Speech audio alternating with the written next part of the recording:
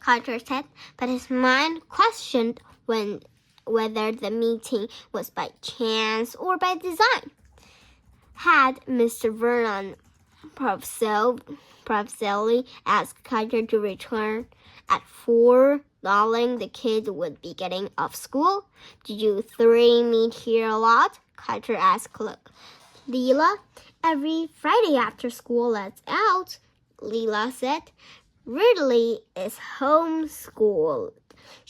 Theo goes to private school and I go to Blue Pig. So we don't get to see one another except here. We meet, talk isolation and tricks, and of course practice. I practice limitation, Theo said, as in making things float in the air. You saw my work earlier today.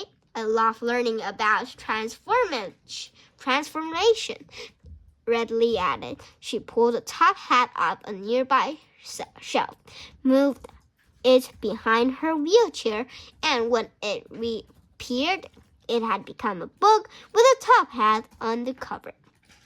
I like to change objects from one to another, and I expect, Leela said. Did you please change mine upside down in a tall fall of water? I can, said I would.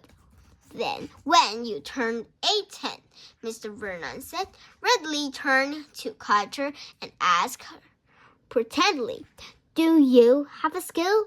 I don't know, Carter said, bloom rushing to his face. He thought of his parents disappearing. He thought of running away from Uncle Sly. I guess you could say I make things vanish. I could say that? Ridley asked with a smirk. We should said that, Theo finished, raising an eyebrow at her. Making things vanish is a fantastic skill for a magician, Mr. Vernon interjected, using a familiar technique. The reverse is called production. I suppose you are quite good at both. After all, many magician returns use a combination of those very idea a great magician learned to master. Not one but many of the virus effects. For example, the glass cup and balls use vanished, production, pretension, transportation, and transportation. Friends, this is very good information to know when learn about magic. I hope you will write it all down. How long have you been practicing magic? Carter asked. Since I was about your age, Mr. Vernon said.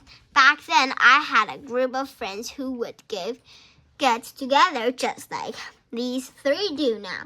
When I grow up, I want to be known as the first female had on, Leela said. I would take after Henry Keller and the Invitation Princess. Theo nodded. Or maybe even a queen, if I can find one. No one is as great as John Nicholas Mascalo, marked Ridley. He was not only a strange magician, but an inventor and writer as well. The three began to argue. Clearing this was an argument than they had many times before, and there would be no winner. Carter and Mr. Vernon changed an amused glance. Options like hearts, Mr. Vernon said. Everybody's got one. No, not everybody, Carter answered. I know some people would seem pretty heartless. Still full of double, I see.